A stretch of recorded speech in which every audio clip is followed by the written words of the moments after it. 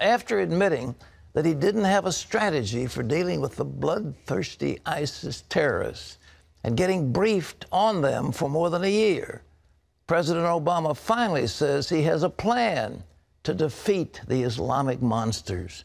But critics are already asking, will what his plan be enough? Well, we'll all get to hear that plan as the president is explaining it in a speech to the country tonight. Ephraim Graham has the story.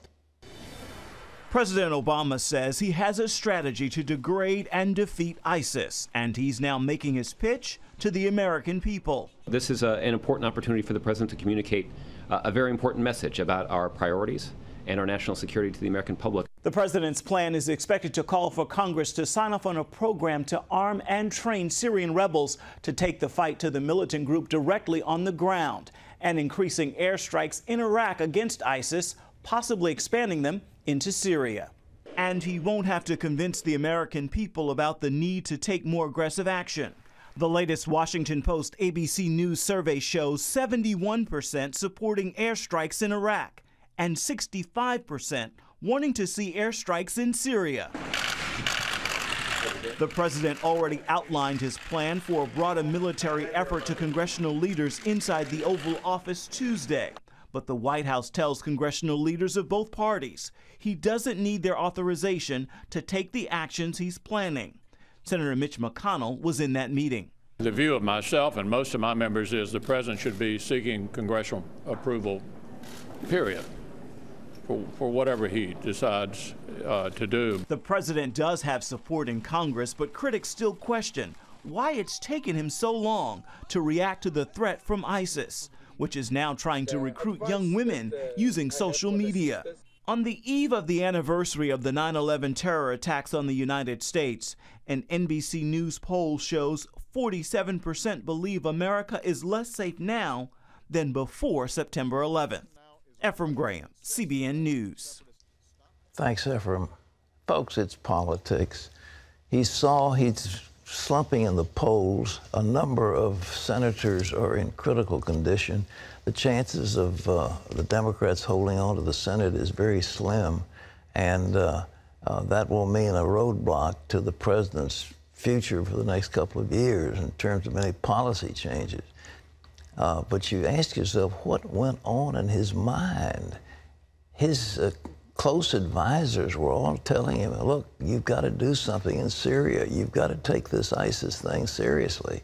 And he ignored it. It was the JV team and so forth. The rhetoric was that we have defeated al-Qaeda, we have killed Osama bin Laden, and they're in serious decline, and we can get out with our head held high. Well, it just didn't work that way. But what's he going to do next? And how will the American people or our allies believe him? Well, ISIS terrorists could also soon be threatening the nation of Israel. John Jessup has that story from our CBN News Bureau in Washington. Here's John. Pat, the newest Islamic threat to Israel comes out of the fighting in Syria from a group called al-Nusra. And as Chris Mitchell reports, ISIS could be right behind it. His latest report now from Israel's strategic Golan Heights.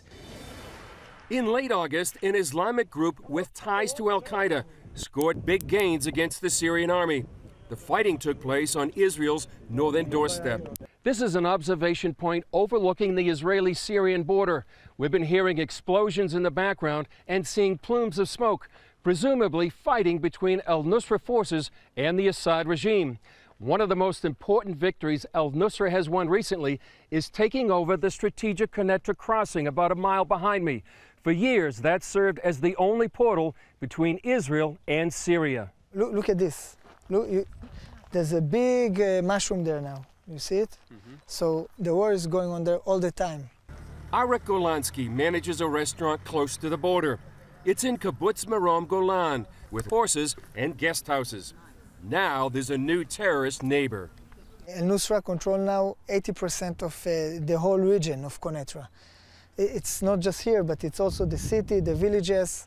The Golan Heights sits along Israel's northern border with Syria. Israel won the land in the 1967 Six-Day War, and for 40 years it's been Israel's quietest border. Now UN observers monitor the fighting from the heights. Recently, al-Nusra captured 45 peacekeepers.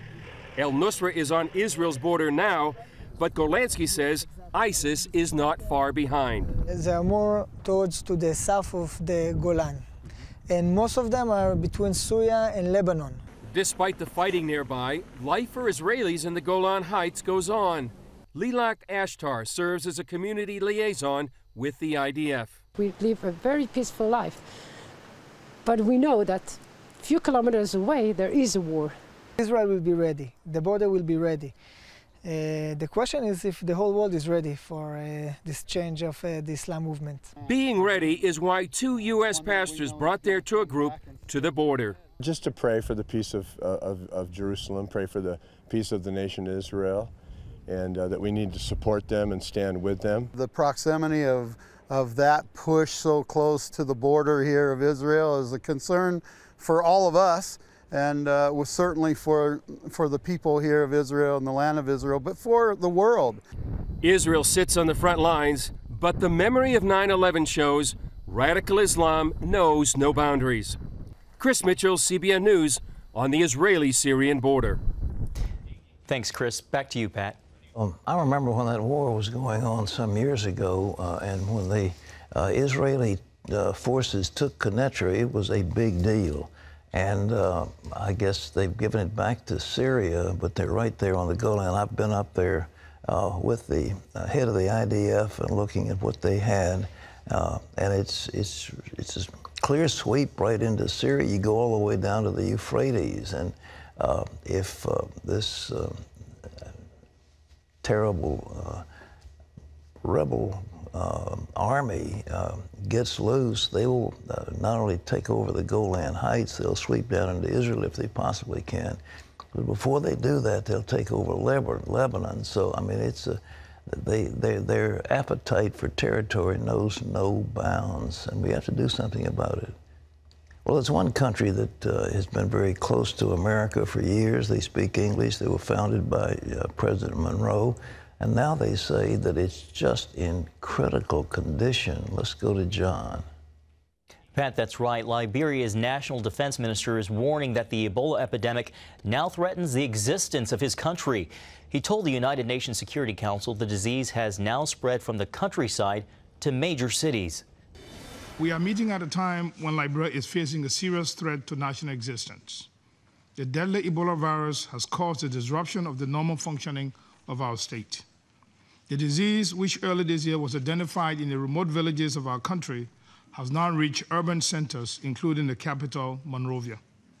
It is now spreading like wildfire, devouring everything in its path. The UN envoy for Liberia also warns the deadly virus has political, economic, and social implications for the country. And the World Health Organization says thousands more cases could occur in Liberia, which has been hardest hit. Health officials believe the number of Ebola cases is actually significantly higher than what's being reported. I can't say enough about just how grave this is, just how deep the needs are, and just how great the challenge is going to be. What we mustn't forget is that there are other crises lurking in the shadow of Ebola. The regular health system has collapsed, bringing the potential for other health problems in its wake. Nearly 2,300 people have died from Ebola in Liberia, as well as Guinea and Sierra Leone. Pat, you've been saying we need to act now before it's too late. There's no question. It is one of the most vicious, horrible diseases. And again, I tell you what happens when they get the Ebola virus. It attacks every single organ in the body. They all begin to collapse, and then they begin to flow with blood. And blood is flowing out of every orifice of the body in agonizing, racking pain. And it's just a question of a short period of time before the person dies. Now, all you have to do is touch a little bit of that stuff, you know, one drop of blood someplace, and you can get it. It's not airborne, and that's a good thing. But nevertheless, it is highly contagious. And in a third world environment, when they don't have proper sanitation, it can spread like wildfire, and that's what's happening in Liberia. They have poor sanitation, poor living conditions, and a lot of superstition still in those African countries that they have all kinds of beliefs that are false about disease. And it's a difficult thing. And as the lady said, the health providers are leaving. You know, not only have a number of them died, but they don't want to expose themselves to this stuff. And there may not be enough hazmat suit for them to wear to protect themselves. So if they're working with Ebola patients, the chances of them contacting Ebola is very strong. So it's a terrible situation. But when they begin to get on airplanes and fly to Europe and fly to America, it won't be long before we have an outbreak of that stuff here, and we don't want it. John? Pat, here at home, Indiana and Wisconsin have asked the Supreme Court to decide whether gay marriage should be legal in all 50 states. In two separate requests, the state's attorneys general cited the Seventh Circuit Court of Appeals ruling declaring their state bans on gay marriage unconstitutional. Officials from Wisconsin and Indiana say it's an opportunity for the High Court to settle the debate once and for all. The Supreme Court decision to get involved in the issue of gay marriage could come as soon as the end of this month, but a final ruling isn't likely before June 2015. More than 90% of kids in schools are eating far more salt than they should. The Centers for Disease Control says 9 out of 10 kids are consuming about 3,300 milligrams of salt every day, when the government recommends less than 2,300 milligrams. Much of that salt comes from processed foods like pizza, burgers, Mexican food, pastas, soups, and snacks.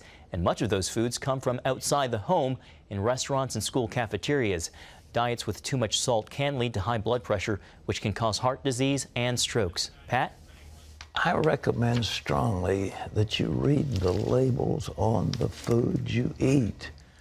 My dear, wonderful wife still doesn't look at all the labels.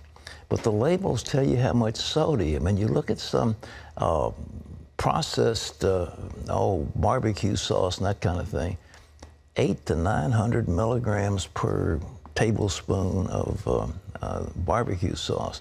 You look at some of the soup, hundreds of milligrams of salt, other kinds of processed meat and so forth, and loaded with sauce. Why do they put so much salt in? To make it taste good.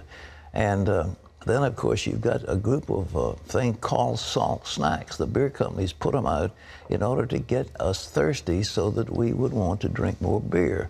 And so you have all these pretzels and chips and things like that that are loaded with salt, and they're deliberately loaded with salt so that the person who consumes them will want something to drink. And the drink of choice, of course, for the beer companies was more of their special brew. Well, that's the way it is. I was very thrilled yesterday when I attended a ceremony at Regent University where the speaker was the head of the Eastern Virginia Medical School. It was a great breakthrough for this school, and let's have John tell us more about it. That's right, Pat. Regent University has officially inaugurated a new undergraduate degree program in biophysical sciences. Students and academic professionals attended the inaugural event, including Dr. Richard Homan, president of Eastern Virginia Medical School. With a fully equipped scientific lab, this program is designed to provide students with both scientific knowledge and a strong education in ethics and humanities, training professionals to bridge the gap between science and faith. The healthcare sciences is a huge field. STEM is a huge field of national importance, but we also know that we need very well-educated scientists and individuals who can think deeply about science and the humanities and theology and faith in public policy, in think tanks, in government, in other areas. So we want students to be able to do all of those. Dr. Riaño says it's not simply a matter of bridging the gap between faith and science, but a call to explore and proclaim the greatness of this world that's been created. Pat, creation shows his splendor and reigning majesty. Well, it sure does, and I think true science is a handmaiden of the religious thrust. The idea that there's a conflict should not be the case. You don't necessarily agree with the conclusions of some scientists, but you can't disagree with their empirical research. And so this going to open the door for a number of degrees. There's so many fields now of opportunity, and as Dr. Holman said, as I recall, it's 18% of the GDP is now spent on health care. It's unbelievable. And so there are many, many well-paying jobs available. And so Regent University and the undergrad and graduate programs will be preparing students for that. And I'm so delighted to have an assist of an initiative from a very outstanding medical school. So that will help the students in their pursuit of further knowledge. But this lab, to me, is beautiful. When I was in college, we didn't have anything like it. It's just gorgeous. Did you see it, Terry? I didn't see it, but I'm going to see it. Oh, you must go. It is just amazing. It's That's just wonderful. Yeah, it's really nice. That's quite a development. Lawmakers are probing a government program that gives military-grade equipment to police departments across the nation. A Senate hearing called into question why local authorities needed armored vehicles, automatic weapons, and camouflage uniforms to police their communities. The hearing came in the wake of the violent confrontations between police and protesters in Ferguson, Missouri, after the shooting death of Michael Brown. More than $5 billion worth of military equipment has gone to local police departments since the Pentagon authorized the program back in 1990. It's intended to help cities and towns fight the drug war and respond to terrorist attacks. But Senator Rand Paul says local police are increasingly using the sophisticated, intimidating equipment for crowd control. A grand jury has indicted a man accused of killing 7 people at a small Christian college in California. 45-year-old Juan Go was indicted for a shooting incident at Oikos University in Oakland 2 years ago. A judge ruled that Go isn't mentally fit to stand trial after doctors diagnosed him with paranoid schizophrenia. But the indictment means Go can face trial if he's found competent. The former Oikos student has pleaded not guilty. Authorities say Go planned the attacks after a dispute with the school. Well, you can always get the latest from CBN News by going to our website at cbnnews.com.